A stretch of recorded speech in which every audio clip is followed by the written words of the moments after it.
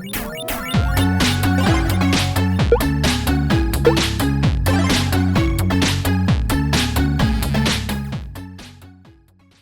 everyone, and welcome back to another BTLO Replay.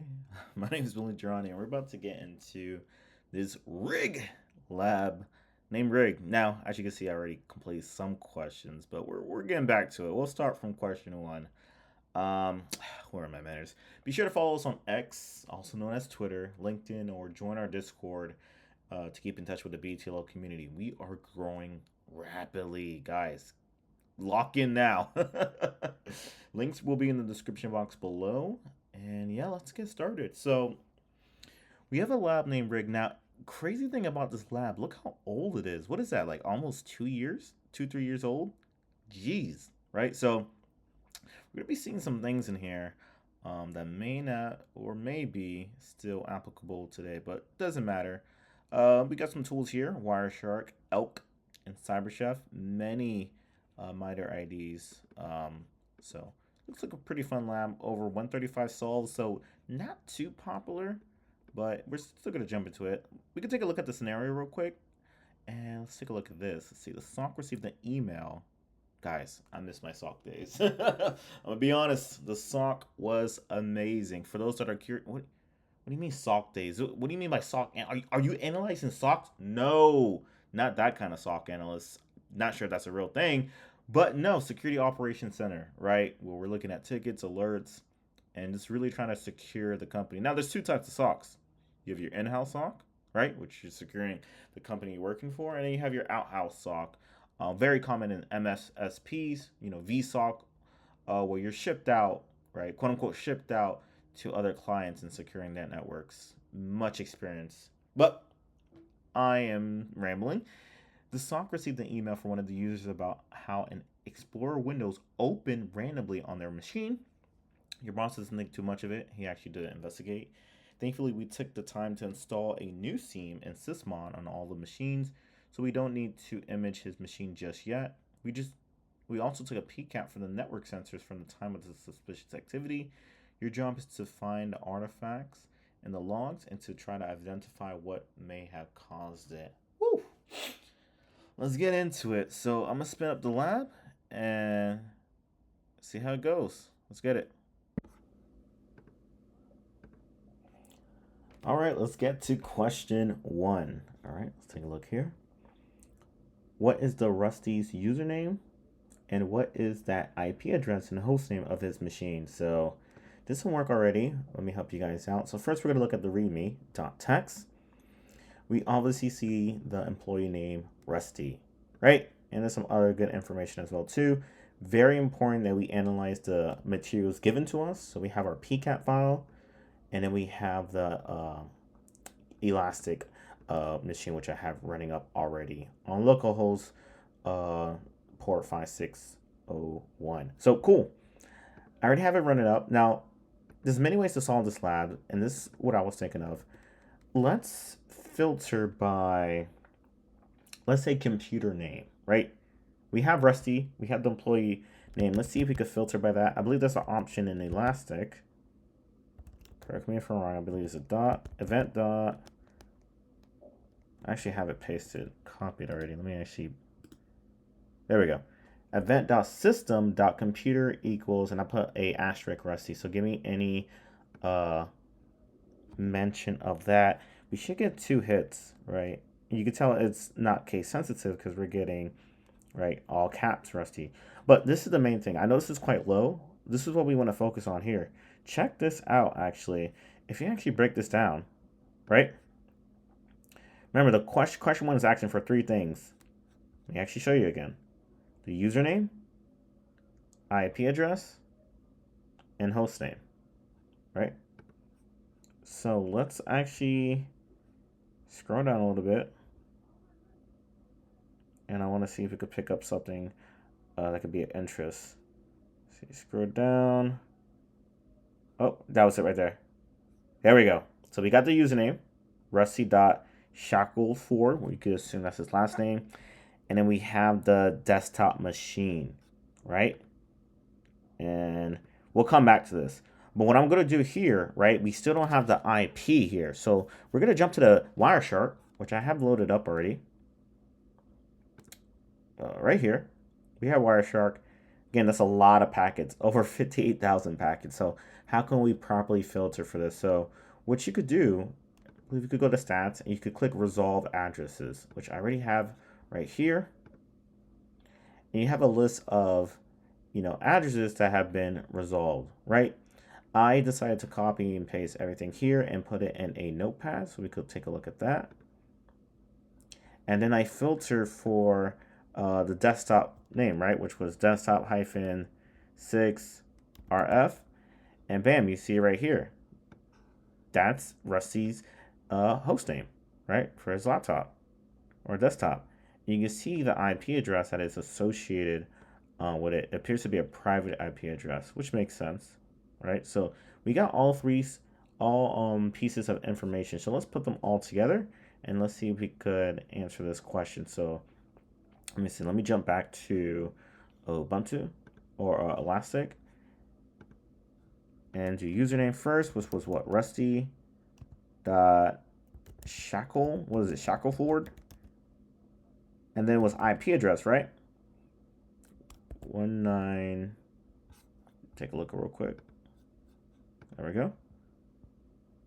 192.168.116.137, and then lastly the host name, right? And I'm just gonna type this all out just in case there's no errors.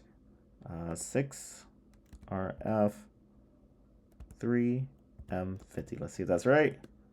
Bam, nice. We're gonna be jumping to question 2 soon. Question 2. So let's see. Can you find the artifacts left behind when Explorer EXE open on Rusty's desktop? What is the PID and parent process PID and parent process name? Executable file only. Interesting. So just like question 1, we have 3 answers that we need to complete this sole answer. So what we could do, we could actually use another filter, right? And let me actually show you that. I already have it copied for time's sakes. I'm going to use this filter, right? I want to filter for event data, specifically command line. And I'm going to filter for Explorer EXE, as mentioned in question 2, because it was a process that was open on Rusty's desktop. So let's take a look at this. So we have one event, right? All right, let's take a look at this. Let's open it up and see if we could get more information. And if I haven't explained before, I did put the date back, let's say 2019, so I could get all logs because it might resolve to your current date. So keep that in mind, right? All right, let's scroll down and see what we could find here. We could find some good information. All right, that's the process. Let's see, we got the hash, image. All right, I'm not seeing too much stuff. I probably missed some stuff. Let me just look at it again. Let's see. I wish I could make this a little bit bigger.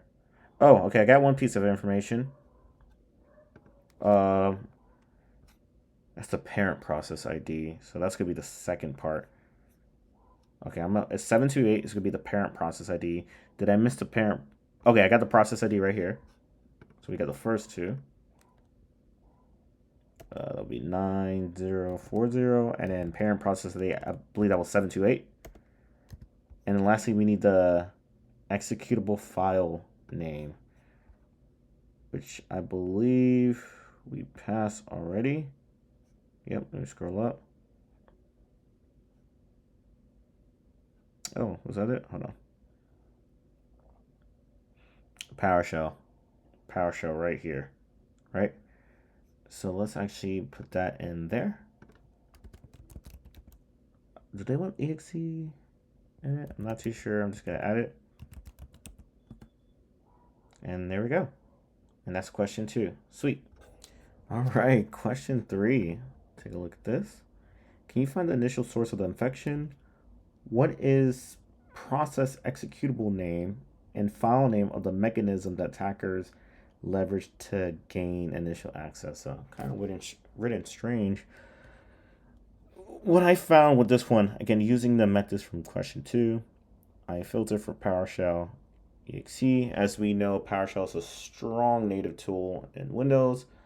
And if a computer account gets compromised and PowerShell is enabled on the end user's device, many bad things can happen, right?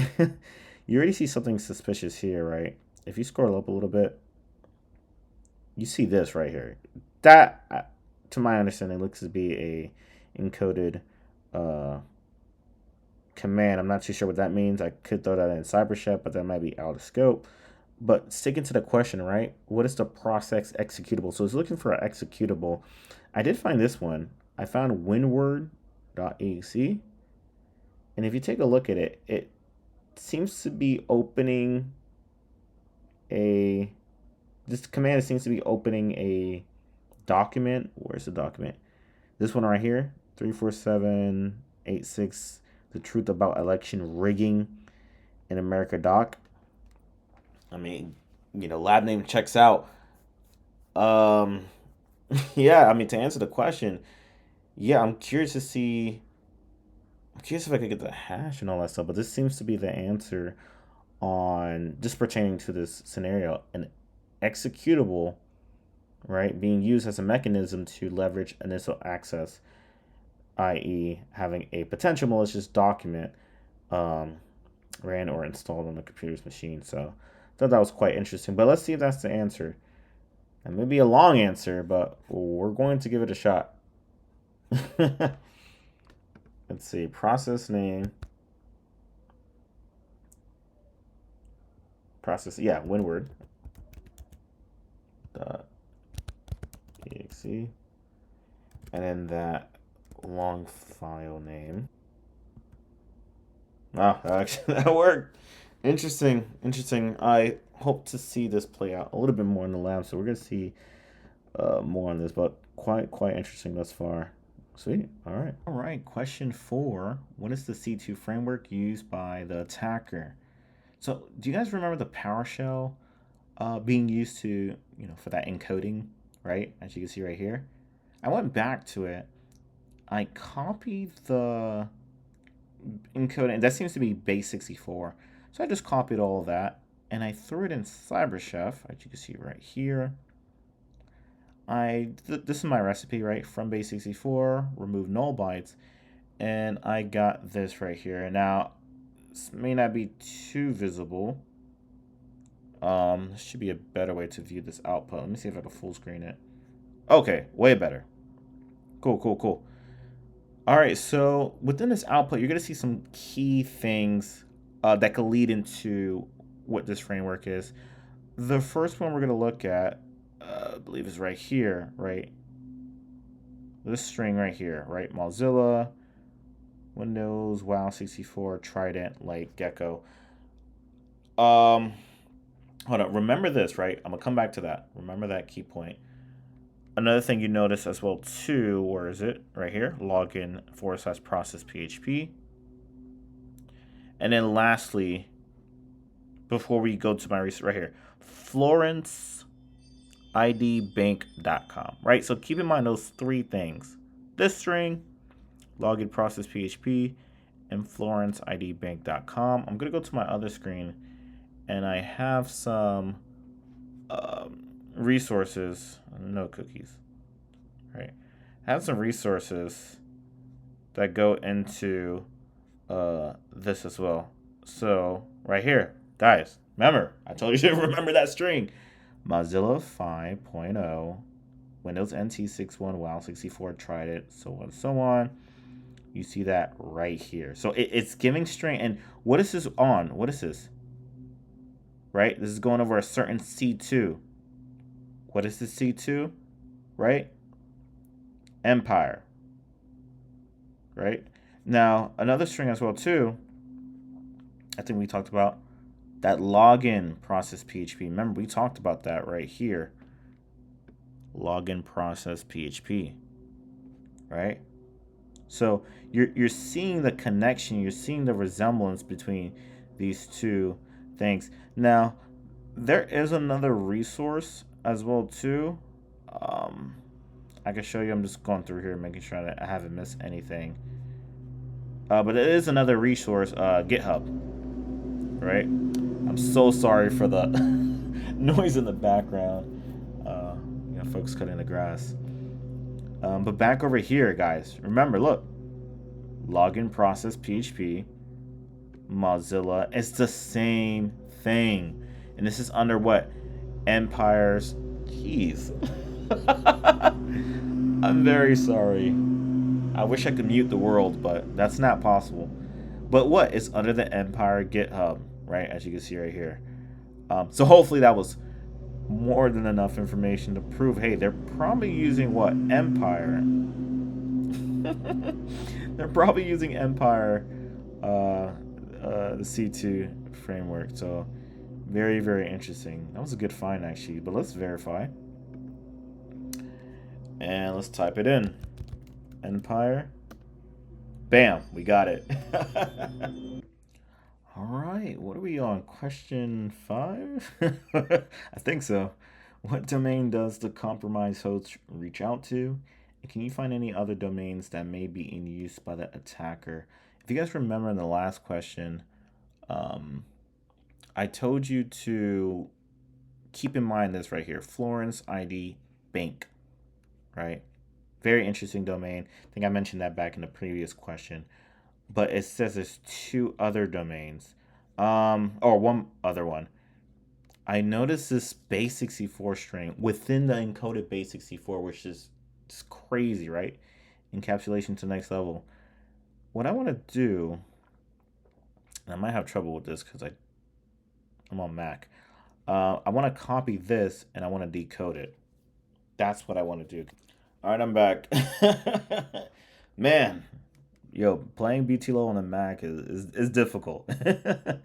So I managed to carve out the base64 from the PowerShell encoding script earlier. Let's put that in. All right, I just finished hand typing both URLs. Whoa, what the heck just happened? Quick recap. That was from this output's from the base64 string I got from the original PowerShell script.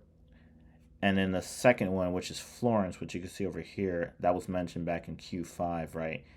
This was not encoded like a second time like this one. So these are the 2 domains we saw in that script. Let's see if those are correct. All right, there we go. That took way too long. I just realized remove the https:// from the first domain or it's not going to register. Spent like 30 minutes trying to fix that. Man, these old labs, man. No, I'm just playing. But there we go. Whew. Let's jump into the next question. All right, question 6. Now, this one took me some time because I had to really understand what it was asking for, but let's read it together. What technique has the attacker used to proxy their C2 infrastructure? And what HTTP header was used to achieve this? Now, first, I had to look up the question to understand proxy, HTTP header, what's going on. You'll get to this right here. This technique is called domain fronting, right? It's a technique of using a different domain name on the same HTTPS connection. Again, a proxy, right? To put it simply, domain fronting hides your traffic when connecting to a specific website.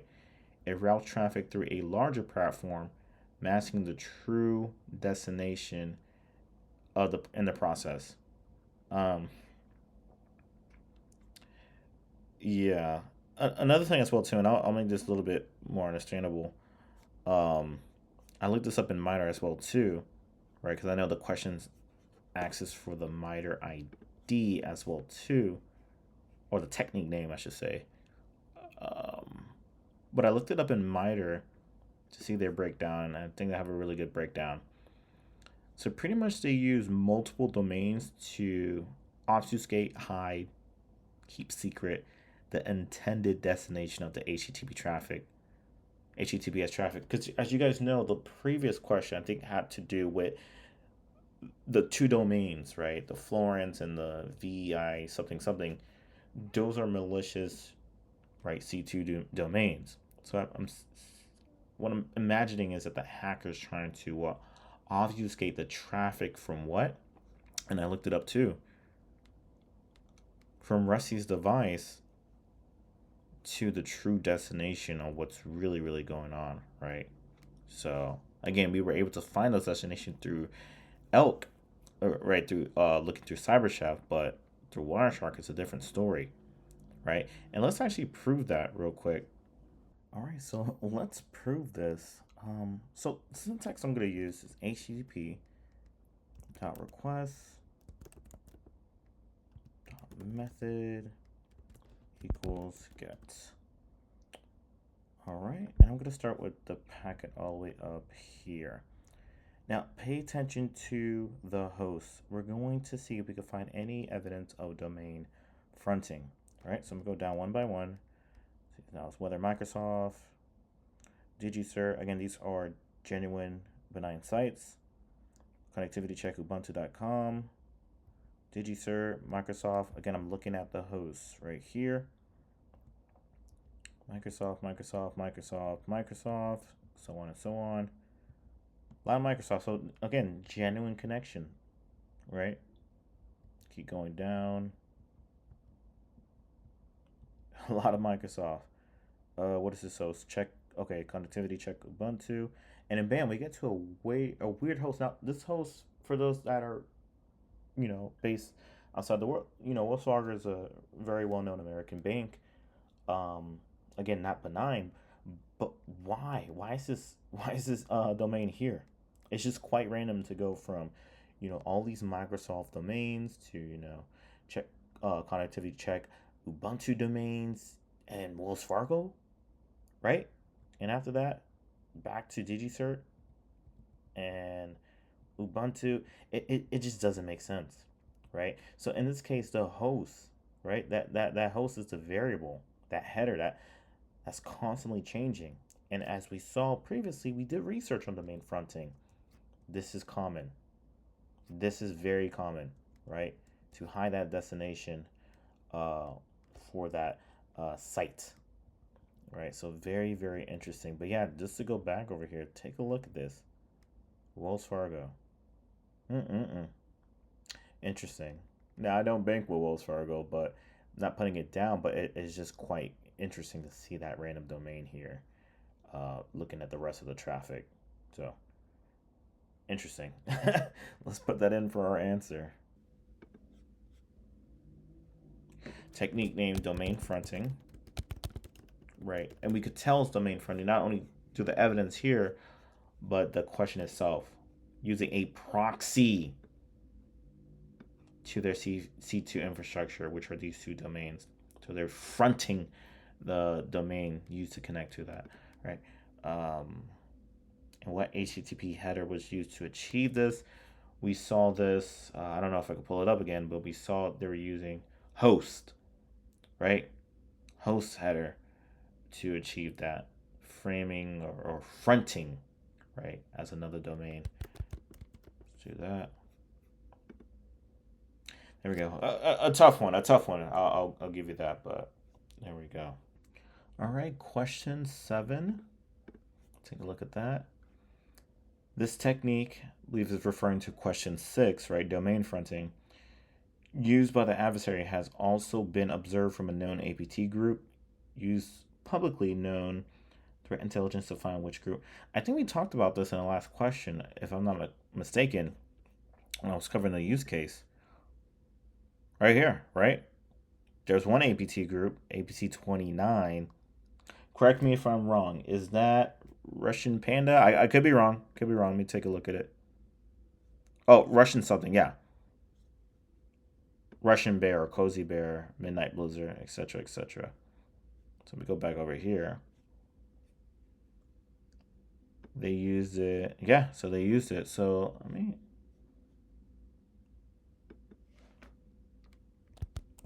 APT 29.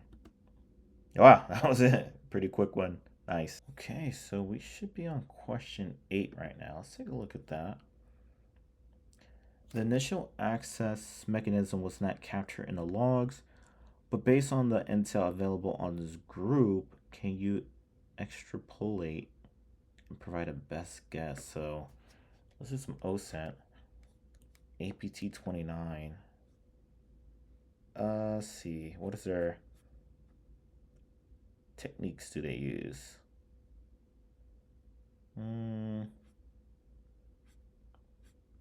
Brute force. Software they use. I mean, we can make an educated guess. Does it want us to? Intel available in the group. This is an interesting one. I might have to do more research on it, but I want to show you guys something real quick. Hold on. Let's see. Purple sec. I think I could find it in here. Or is it here? I want to go into the traditional. Oh, there we go. They have APTs here. Let me see if they have 29. Jeez. APT 29? They do. So you have water hole attacks. That can't be it because this only affected one person. Let's see. Yeah,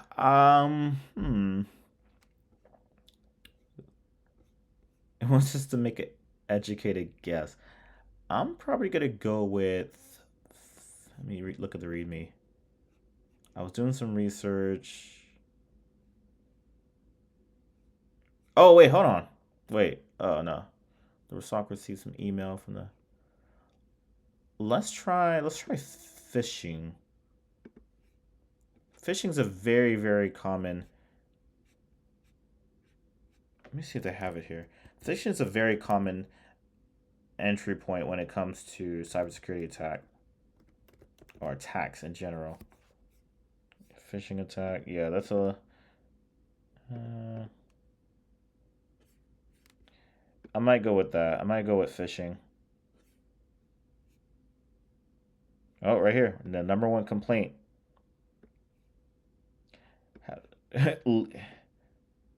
Yeah, I'm gonna go with phishing. That's gonna give me the best opportunity. Cause yeah, it doesn't really give us any inkling. I try to do some research on APT 29. I don't know too much about Midnight Blizzard or how they get stuff done. We could quickly look at this real quick, right? Let me see how.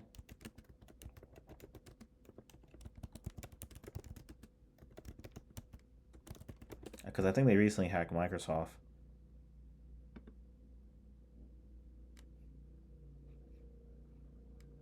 Ah. In recent week, we've seen evidence that Midnight Blizzard is using information initially infiltrated from our corporate email to gain exfiltrated email. I'm gonna go with phishing. We'll go with phishing. I don't have too much. Yeah, let's go with phishing.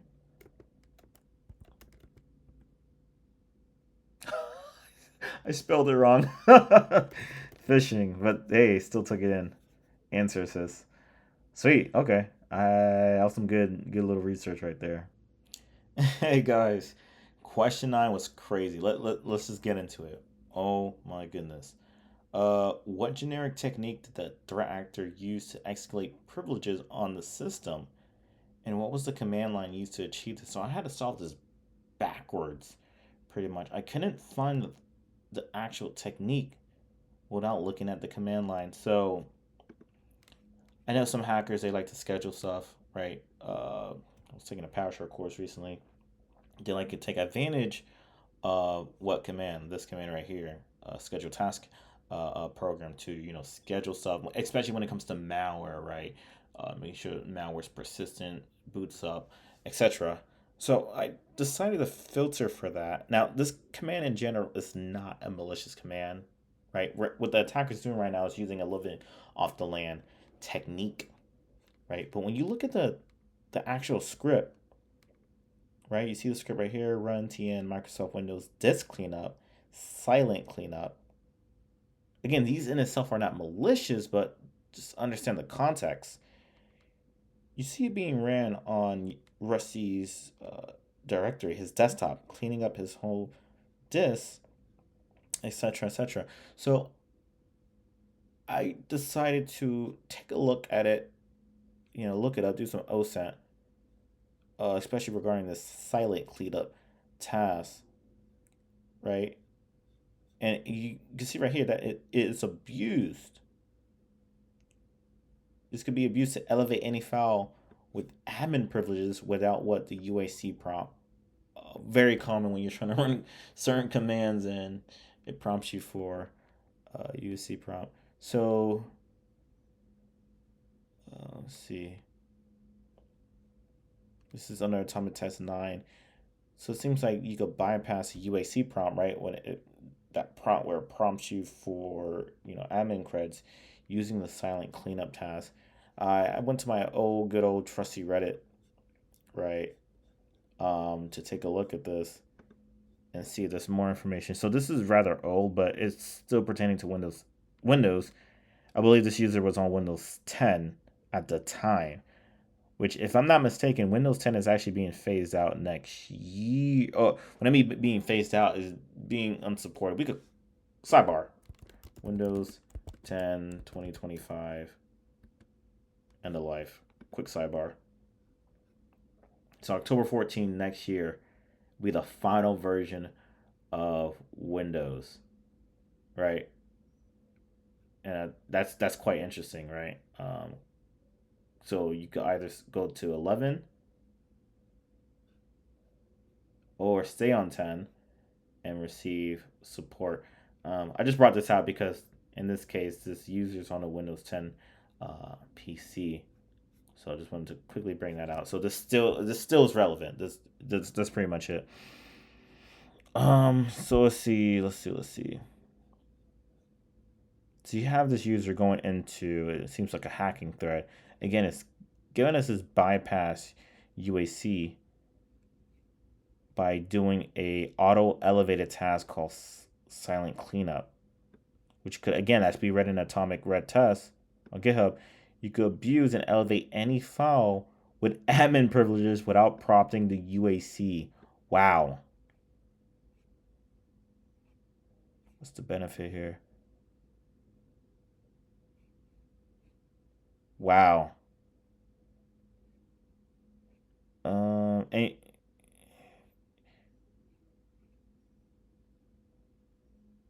interesting.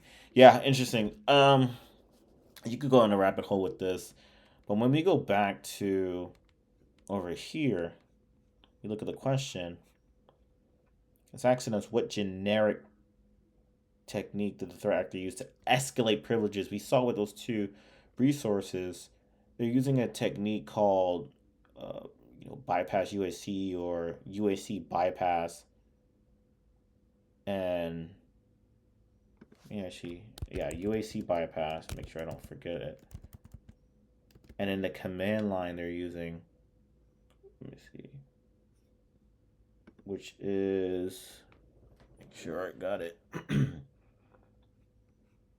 believe it is this right here.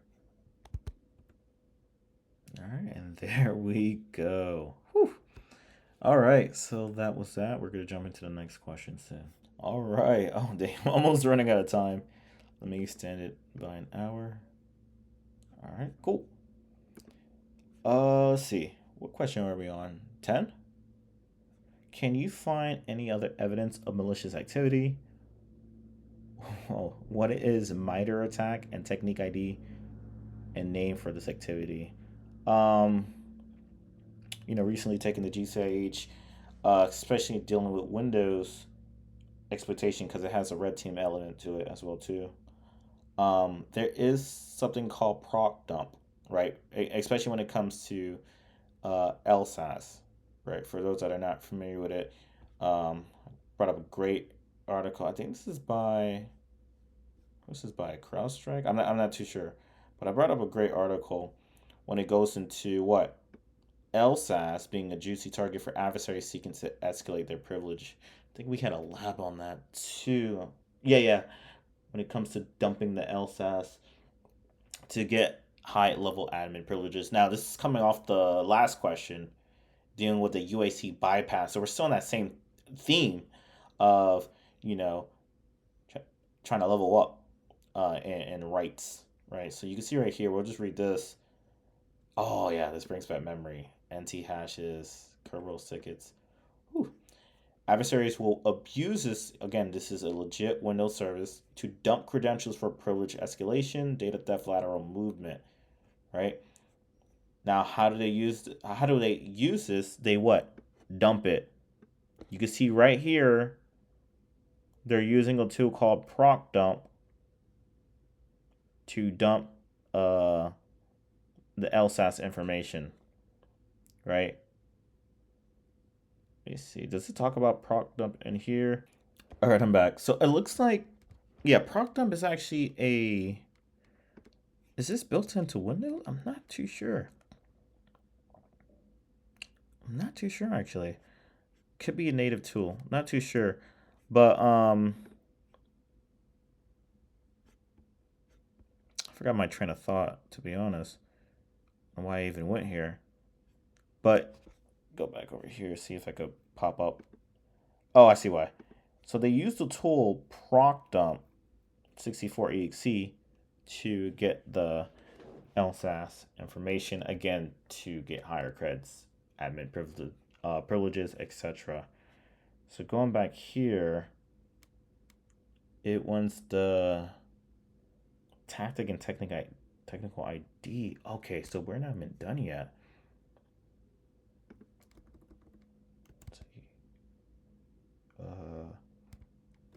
LSAS, let me just do a MITRE. Let's see if MITRE has anything on it.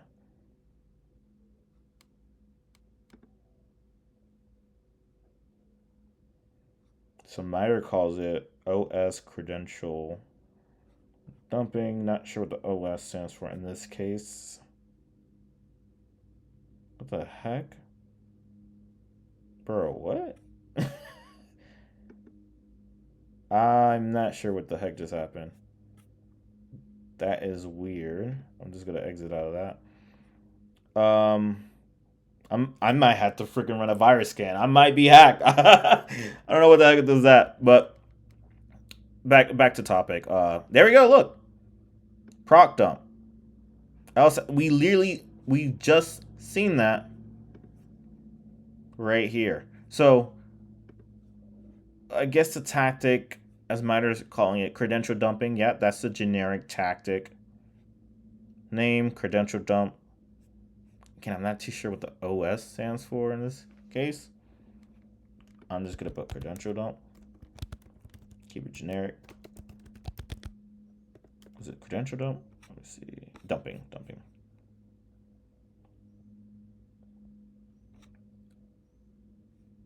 Wait, is it credential dump or? Okay, I'll try dump. And it's asking for the MITRE ID. And this seems to be a sub-technique of OS credential dump. Okay. So this works. Huh. Can you find any other evidence of malicious activity? What is the MITRE attack technique ID? It should be credential dump. We try credential access. Shooting from the hip.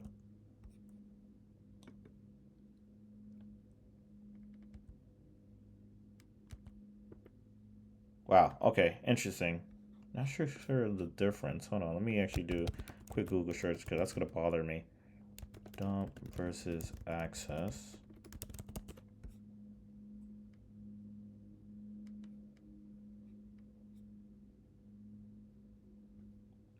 Wow. That's weird. Oh, hold on. Wait. So that is actual credential access. That's weird. Again, this is a very, very old lab, so there could be some mistakes, but Interesting. All right. Let's jump into the next question. All right, we're almost done. We're on question 11. What is the command line for this activity? I think we brought that up in the last question.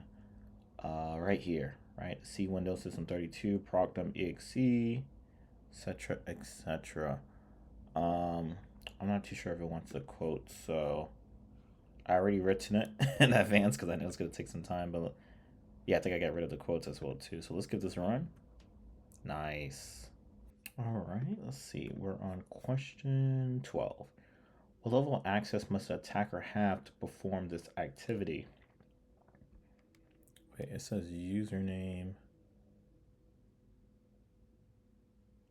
That's weird. Username.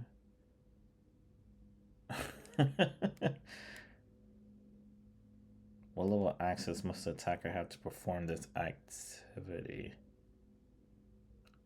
Ugh. All right, this is an interesting one. I did some research a little bit. Let me actually just show you. I still don't understand the format. But I did some research on, it asks about level access. You can see right here in Windows, it doesn't get higher than NT Authority System on Windows. Admin account no longer exists on most Windows installation. PS System is sometimes called NT Authority in documentation. I've seen it called something like that. I also got some, I know, Reddit's not credible, but couldn't find too much information on this. Built-in system, admin account. I got others right here. Talks about LSAS. So when it comes back to here, what level of access must the attacker have to perform this activity?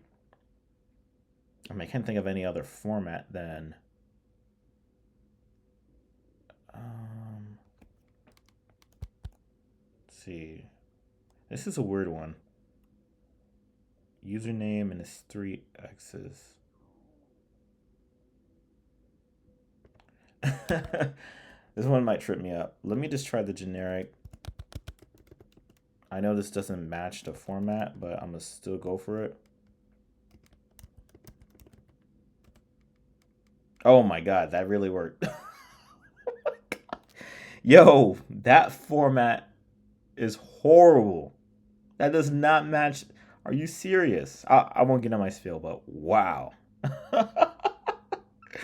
All right, we're down to the final question, which is question 13. To what extent does the activity in this compromise overlap with the known TTPs for the threat group? And by extension, what confidence do we have in attribution? Low, medium, and high. So we have 3 choices to choose from regarding the answer. Pretty much just going, what's the likelihood of, especially this APT group, right? 29. In that technique, what's the likelihood of this, attack? I guess that's the best way to word it. Me personally, this type of attack in this threat group, I don't think it's that high, it's that common, to be honest. Just doing some research. I know. Actually, hold on. I don't even see APT 29 on here. I think that was for another one. But I think it's still talking about the credential dumping activity, right? How, if we look at the question, it's written weird, but how does this activity overlap with the known TTPs for the threat group? What threat group? APT 29 from a couple questions ago. I don't see them in these examples. I don't think it's that common, in my opinion, and from the research I see. So I'm gonna give it a low. And hey, worst case scenario, I know it's not best practices. We could just try out the other 2, right? So we got a 33% chance here, and we got it, right? We don't see APT 29 using this this type of attack, right? Credential dumping, LSAS quite often. So yeah, very, very interesting lab. Challenging for sure. Hopefully this guy was sufficient for those, who were stuck in this lab and needed a little push. But other than that, yeah, we're going to close off. This has been a great video. Thanks for watching. Be sure to like and subscribe to never miss a video. In the meantime, make sure to join us on Discord, right? Follow us on X, Twitter, LinkedIn, etc. Tune in every Friday at 6 p.m. UTC for BTLO Replay. Thanks, everyone. See you next time.